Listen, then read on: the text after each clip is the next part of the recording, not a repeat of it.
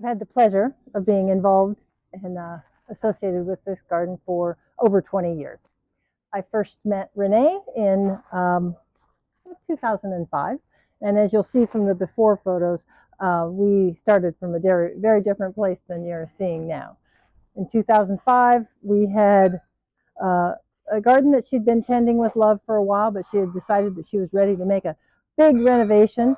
And so I came in and I assisted her with that. And by winter of 2005 and into 2006, we underwent the first phase of construction, which is this area here. And it's where we set the initial frame, if you will. We've got these beautiful dry stacked basalt stone walls in this lovely, gentle serpentine wave that was done by Pete Wilson Stoneworks. And just a gorgeous wall that is held up to the test of time. And then this low curb wall over here, same style, lower, but this frame, this garden frame has been a constant, but like many gardens, there's been a lot of evolution in the meantime. While some of these plants, there's a few of these plants in here that date back to that original garden, there's also been a constant evolution, a constant change as the garden developed over time, as the tastes of the gardener evolved. And that's what I'm going to try and talk you through in this video today. Started this this collaboration here in this back garden, as I said, about 20 years ago.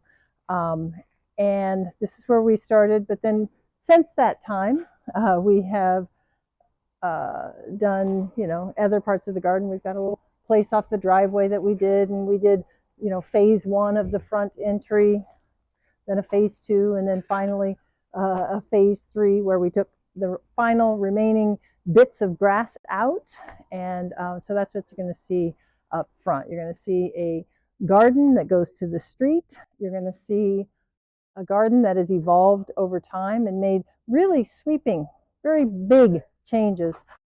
You can do that because the garden is developing and maturing, and you have plants of different maturity at any given time. You can make big changes in one area and not feel like you have started from zero. So the bulk of the construction did take place in the winter of, let's see, started winter 2005, continued through, and then the hardscape was well underway and almost completed by spring of 2006. And that was the frame that we set, and then we started that first round of plantings. But you'll notice when I'm showing you those kind of immediate afters, which were like 2008. By 2008, this garden was really coming into its own. The initial plantings had very much developed, and some of those initial plantings are still here. But you're going to notice one key difference, and so I want to point that out now while we're looking at things with a real wide view, and that's the floor here. In the photos that you'll see from 2008, this was grass. But Renee decided at some point in there that the grass was difficult to maintain, hard to keep it looking good, got really patchy. It was just more of a hassle than it was worth. And she liked the look, and I really liked the look of the decomposed granite. And so that change was made in 2015. And that's that crunch that you hear under my feet. I like that sound. The crunch of gravel underfoot is, I just think it's a very nice sound. As I said, by 2008, this first iteration of the garden was moving along and was looking full and lush and beautiful, and there was just really a lot to appreciate about the garden, even just a couple of years in. What is remarkable about this garden, though, is that it has continued for 20 plus years to continue to evolve, and in a way that is manageable, planful, thoughtful. But the garden always looks good, but it's always changing. Because one thing for a conifer lover that that you may not realize when you first fall in love with them, but it becomes clear later, is that dwarf conifer just means slow growing. Slow growing just means that you get to grow it for a long while before it really starts putting on some bulk, and that you are going to need to make some sort of modification. Now, dwarf conifers, sometimes you put them in as a little baby and you just feel like they're doing nothing. They're sitting around, they're tiny, and not really having much impact. But then before you know it, what happens? They grow up. They start really, year after year, if you put an inch or 2 or 3 inches on, then before you know it, they get kind of big. And before you know it, they start shoving out the neighbor next to them. And before you know it, you have to start making some changes and some choices. And when you first fall in love with conifers, that may not be clear to you. But after you grow them for 5 years, 10 years, then you start seeing that is the natural evolution. That's how it goes with conifers. And so you're always kind of knowing that I love you now. You are really coming into your own.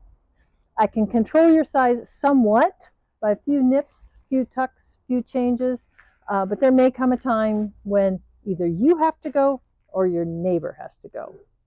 And that can be a bit disheartening, especially if you weren't expecting it. But if you're expecting it, it's just part of the evolution of the garden.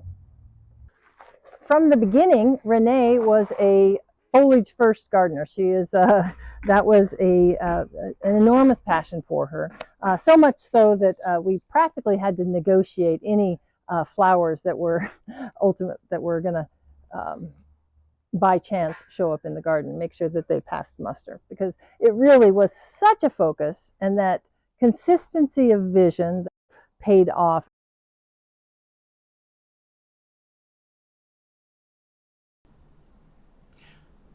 I'm going to take myself off screen now so we can focus on the garden layout and the plants. And I'm going to do my best to identify plants as I narrate, and in some cases put the plant names up on the screen. That labeling is pretty laborious, and I'm going to miss some, and I can't always remember plant names fast enough to get them into the narration. So, alas, I do the best that I can.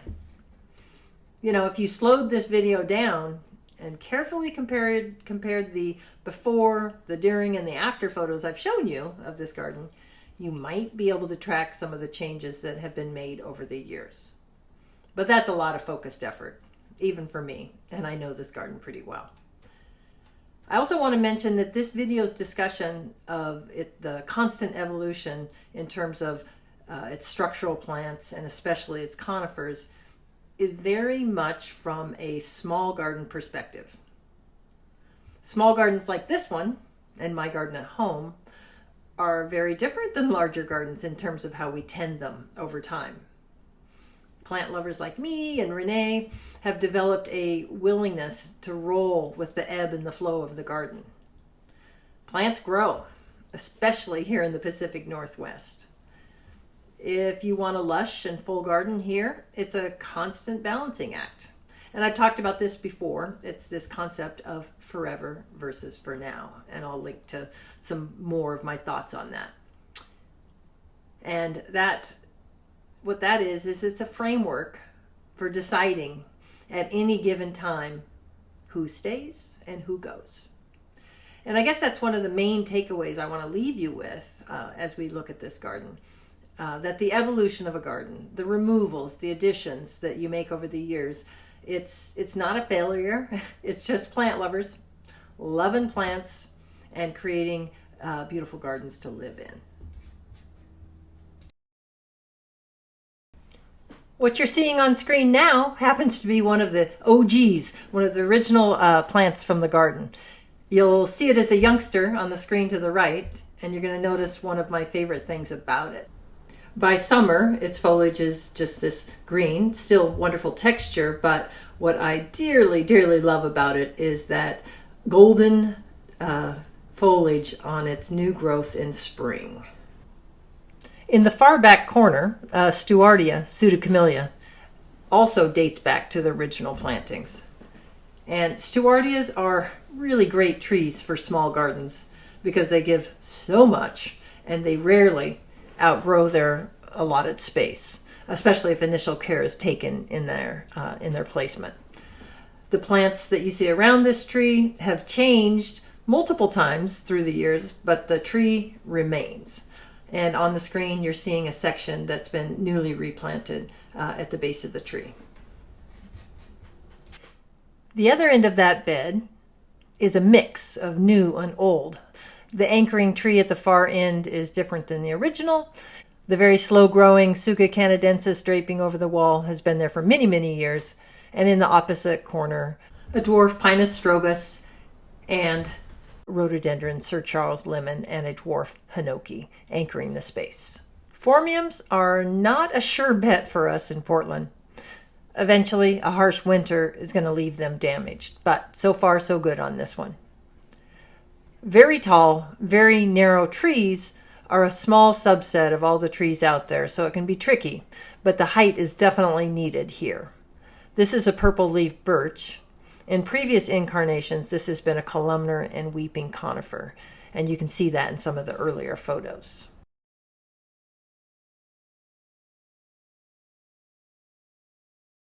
The red leaf maple that divides the entry garden and the patio from the main section of the back garden dates back to the original plantings.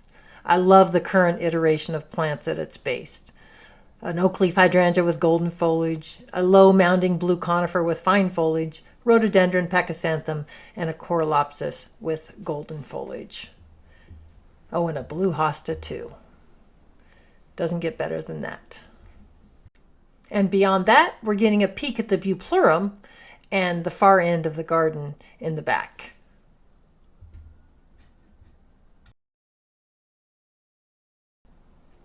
Containers are a great strategy for collectors, and Renee's always had a nice collection, but she's recently added some. And so you can see she's got some empty ones to plant, which is opportunity. Yay, yay, yay.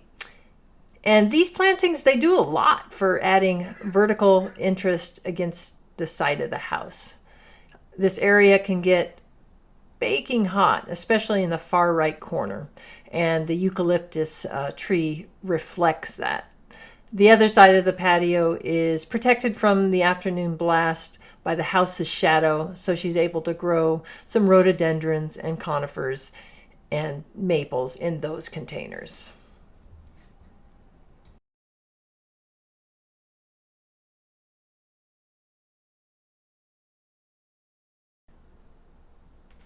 This side yard is probably one of my favorite sections.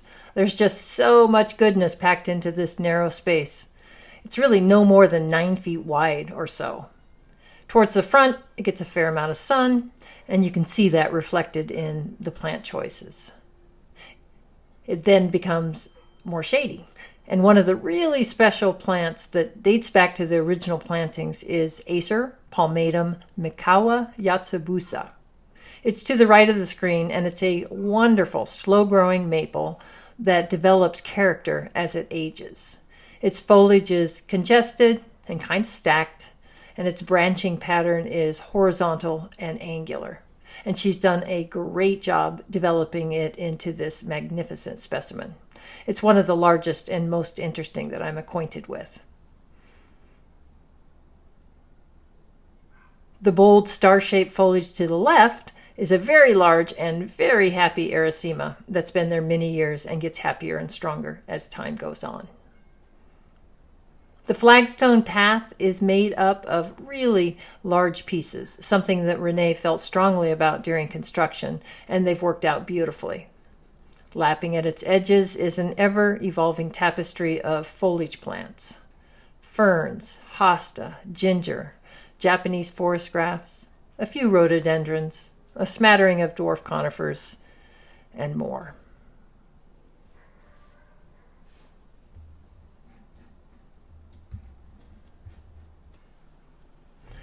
Achieving a layered garden in narrow spaces can be tricky. You're looking for plants that add height without adding girth and like shade. And that's going to narrow the selection palette. And there's been a fair amount of experimentation involved. In addition to plants, you'll notice containers and trellis adding vertical lift. And contributing the high canopy is a coral bark maple. And it's got a funny origin story. In 2005, it was a bit of a Charlie Brown tree that she had, and it was in pretty sorry shape. We laugh about it now. I was ready to ditch it. She wanted to save it, and I was wrong. Look at it now. Fatsia japonica spider's web and plain variegata in the container are favorites for adding evergreen foliage interest to shady spots like this. The tassel fern and the beesia do very well here also.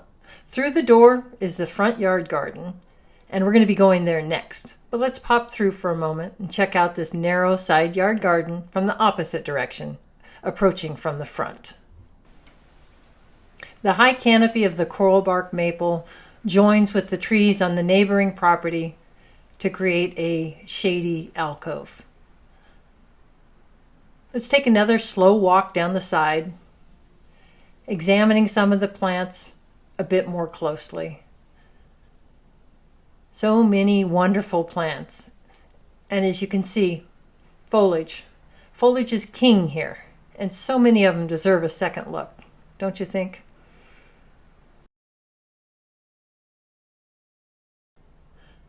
Approaching from this direction, we can really appreciate the layering.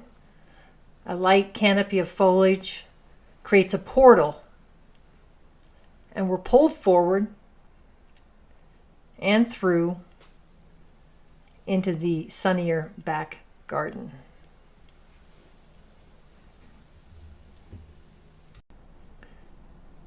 Stopping to admire the wonderful plants along the way. Rhododendrons, conifers, ericema, and grasses. Super fun.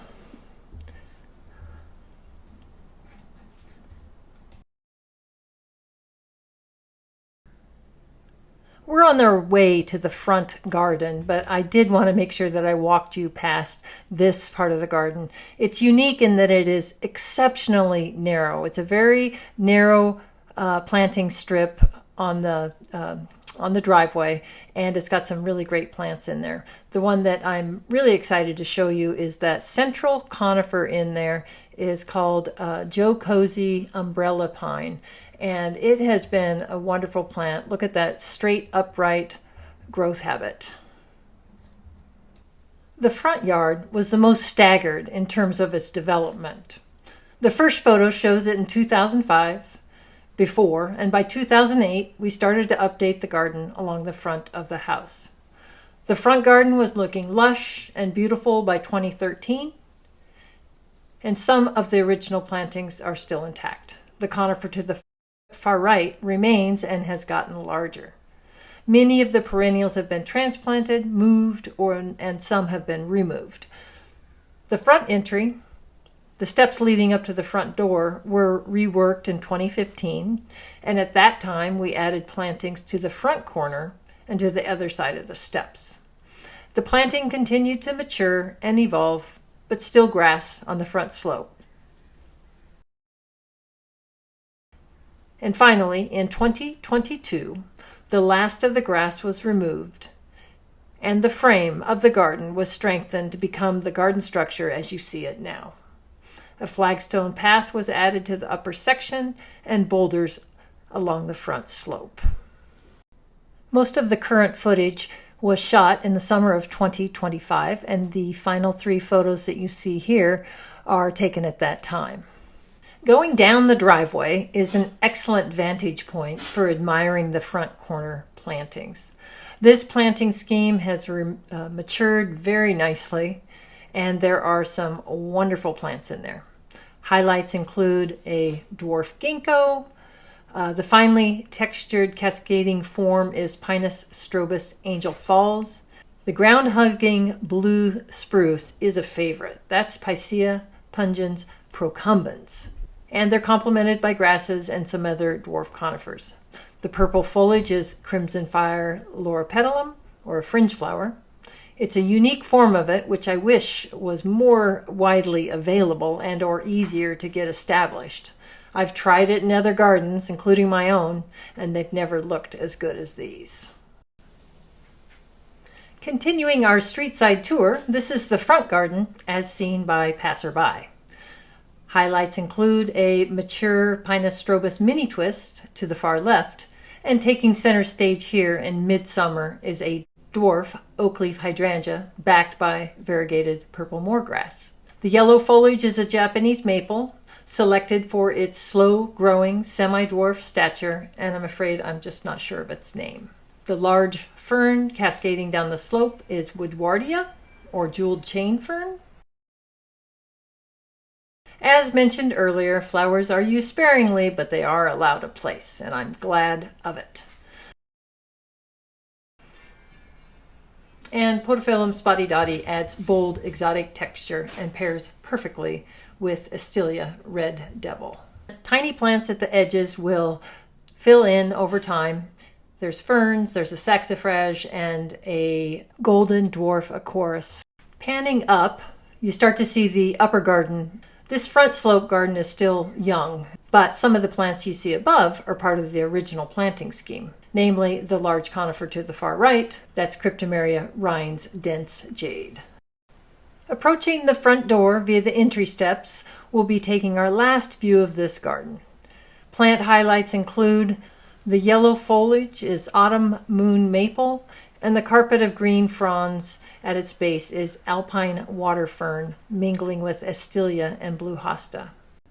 The swirling yellow foliage to the right is Chamaecyparis obtusa nana lutea. The wispy blue foliage to the right is Pinus strobus silver falls. The dwarf conifer with white foliage is Chamaecyparis piscifera snow. The combination of foliage textures next to the house, behind the maple, looks great year-round thanks to its reliance on evergreen foliage, varied textures, and different leaf shapes.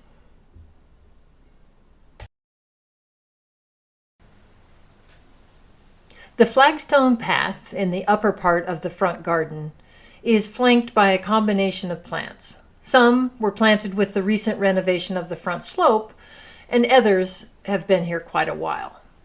The tapestry of ground covers beneath the autumn moon maple is one of the more established parts of the planting scheme. Along the left side of the path, the rhododendron with the white ingumentum on its underside is Rhododendron laramie. It's a favorite, and it's been there for quite a while. The center area to the right are the newer plantings. And we've talked about and identified some of these when we were viewing the garden from down below on the sidewalk. We've got the purple moorgrass with its transparent flowers, and the golden maple with no identification, sorry. But here's a new one. This is a dwarf conifer. That's an Ilex crenata. And if I were to guess, I would say it's probably pagoda. The finely textured conifer with the bluish foliage is Podocarpus blue gem. The thing to remember about some of these plant identifications is, like this maple, even though I can't tell you exactly what it is, you can make substitutions by observing the plants and looking at the size and the shape and the function that they're being asked to perform in the garden. Along the far fence line are some plants that have been here quite a while. There's Tsuga canadensis moonfrost, Brunnera jackfrost, Rhododendron ebony pearl, and towards the back you'll see an orange rocket barberry and a golden oak leaf hydrangea. And the deep green foliage towering over the white conifer is Schefflera delavei. The front garden and the rest of it has matured into a multi-layered all-season garden. This entire garden is filled with fantastic plants and it's expertly tended. Renee's consistent vision and focus over the years has resulted in a garden that looks great all times of the year. I hope you've enjoyed the tour. I know you'll likely have lots of plant questions, and I'll do my best to answer them. I won't know all the plants as this isn't my garden, but I may do some detailed plant by plant breakdowns on some sections that we've seen. So let me know in the comments if that's of interest to you. I try to answer plant ID questions as they arise. I'm not able to get to them all, but please remember that if you do ask an ID question, be sure to give me a timestamp of where it appears in the video so I can figure out what you're asking about. Thanks very much for watching. Make sure to check out some of the other garden tours on my channel. Explore eGardenGo for plant combination ideas. And don't forget to like, subscribe, and turn on notifications to make sure you don't miss any new videos.